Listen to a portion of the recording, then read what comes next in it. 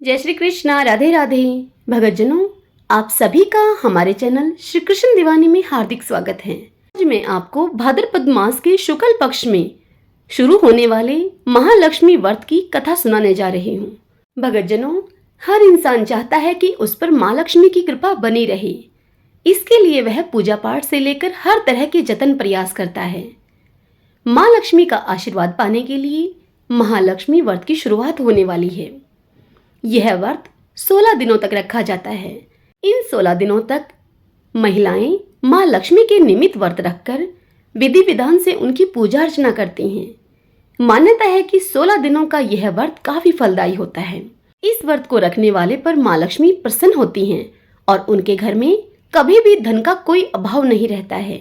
आइए भगतजनों, अब आपको वह महालक्ष्मी जी की व्रत कथा सुनाती हूँ जो इन 16 दिनों तक सुनी जाती है।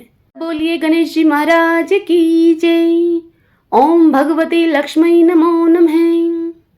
एक समय महर्षि श्री वेदव्यास जी हस्तिनापुर पधारे। उनका आगमन सुनकर महाराज धृतराष्ट्र उनको आदर सहित राजमहल में लेकर गए। उन्हें स्वर्ण सिंहासन पर विराजमान करके चरणोदक लेकर उनका पूजन किया। श्री व्यास जी से माता कुंती तथा गांधारी ने हाथ जोड़कर प्रश्न किया, हे महामुनि, आप त्रिकालदर्शी हैं, आपसे हमारी विनम्र प्रार्थना है कि आप हमको कोई ऐसा सरल व्रत तथा पूजन बताइए जिससे कि हमारी राज्य लक्ष्मी, सुख संपत्ति, पुत्र पौत्रादि व परिवार हमारा सुखी रहे। इतना सुनकर श्री वेदव्यास जी कहने लगे, हम एक ऐसे व्रत का पूजन व वर्णन करते हैं आपसे जिससे कि सदा लक्ष्मी जी का निवास होकर सुख समृद्धि की वृद्धि होती है। यह श्री महालक्ष्मी जी का व्रत है जिससे कि प्रतिवर्ष अश्विन कृष्ण अष्टमी को विधिवत किया जाता है। कुंती और गांधारी श्री वेदव्यास जी की इस बात को सुनकर कहने लगी कि हे महामुनि, इस व्रत की विधि हमें आप विस्तार पूर्वक बताने की कृपा कीजिए। तब व्यास जी बोले कि हे देवी, यह व्रत भाद्रपद शुक्ल अष्टमी से प्रारंभ किया जाता है। इस दिन स्नान करके 16 सूत के धागों का डोरा बनाएं, उसमें 16 गांठ लगाएं, हल्दी से उसे पीला करें। प्रतिदिन 16 दूब 16 गेहूं डोरे को चढ़ाएं। अश्विन कृष्ण अष्टमी के दिन उपवास रखकर मिट्टी के हाथी पर श्री महालक्ष्मी जी की प्रतिमा स्थापित करके विधि पूर्वक उनका पूजन करें। इस प्रकार श्रद्धा भक्ति के सहित महालक्ष्मी जी का व्रत पूजन करने से आप लोगों की राज्य लक्ष्मी में सदा अभिवृद्धि होती रहेगी।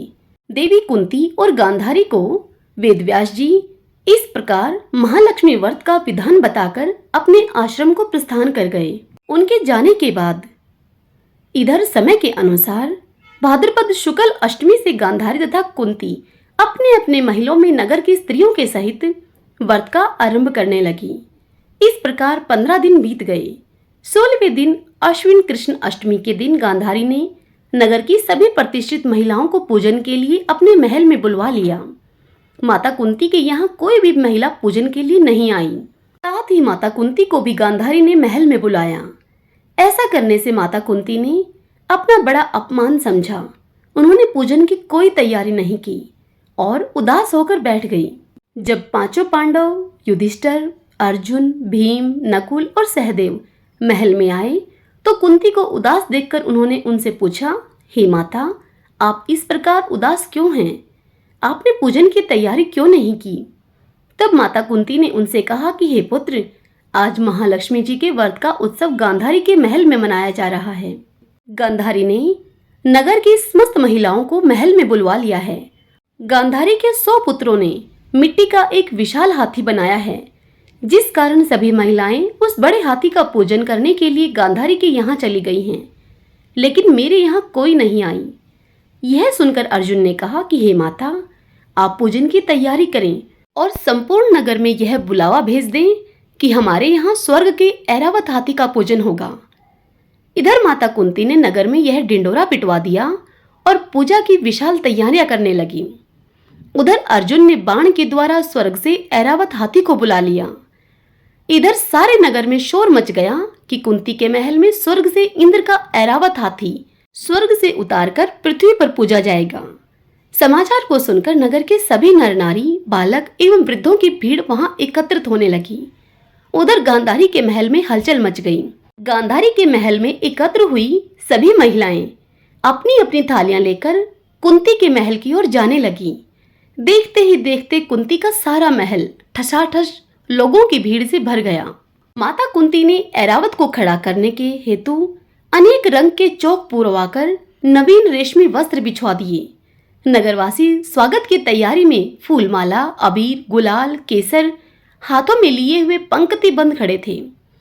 जब स्वर्ग से ऐरावत हाथी पृथ्वी पर उतरने लगा तो उसके आभूषणों की ध्वनि गूंजने लगी। ऐरावत के दर्शन होते ही जय जयकारों के नारे लगने लगे। सायंकाल के समय इंद्र का भेजा हुआ हाथी ऐरावत माता कुंती के भवन के चौक में उतर आया। तब सब नर नारियों ने पुष्पमाला, अबीर, गुलाल, केसर आदि सुगंधित पदार्थ चढ़ाकर उसका स्वागत किया। राज्य पुरोहित के द्वारा ऐरावत पर महालक्ष्मी जी की मूर्ति की स्थापना करके वेद मंत्रों उच्चारण के द्वारा पूजन किया गया। नगरवासियों ने भी महालक्ष्मी जी का पूजन किया। फिर अनेक प्रकार के पकवान लेकर ऐरावत को खिलाया और यमुना का जल उसे पिलाया। राज्य पुरोहित के द्वारा स्वस्ति वाचन करके महिलाओं के द्वारा महालक्ष्मी का पूजन कराया गया। फिर 16 गांठ वाला डोरा महालक्ष्मी जी को चढ़ाकर अपने अपने हाथों में बांध लिया। ब्राह्मणों को भोजन करवाया गया। दक्षिणा के रूप में स्वर्ण आभूषण, वस्त्र आदि दिए गए। तत्पश्चात महिलाओं ने मिलकर मधुर संगीत, लहरियों के साथ भजन कीर्तन एवं संपूर्ण रात्रि महालक्ष्मी जी व्रत का जागरण किया। दूसरे दिन प्रातः राज्य पुरोहित के द्वारा वेद मंत्रों उच्चारण के साथ जलाशय में महालक्ष्मी जी की मूर्ति का विसर्जन किया गया। फिर ऐरावत को विदा करा के इंद्रलोक भेज दिया गया। इस प्रकार जो स्त्रियां श्री महालक्ष्मी जी का विधि पूर्वक व्रत एवं पूजन करती हैं, उनके घर धन धान्य से पूर्ण रहते हैं तथा उनके घर में महालक्ष्मी जी का सदा निवास रहता है। श्री महालक्ष्मी का सदा निवास पाने के लिए इस स्तुति को अवश्य बोलें। महालक्ष्मी नमस्तुभ्यं नमस्तुभ्यं सुरेश्वरी हरिप्रिये नमस्तुभ्यं नमस्तुभ्यं दयानिधि। यदि इस मंत्र की प्रतिदिन स्तुति की जाए तो महालक्ष्मी अत्यधिक प्रसन्न होती हैं। उस घर में धन धान्य की कोई कमी नहीं रहती है।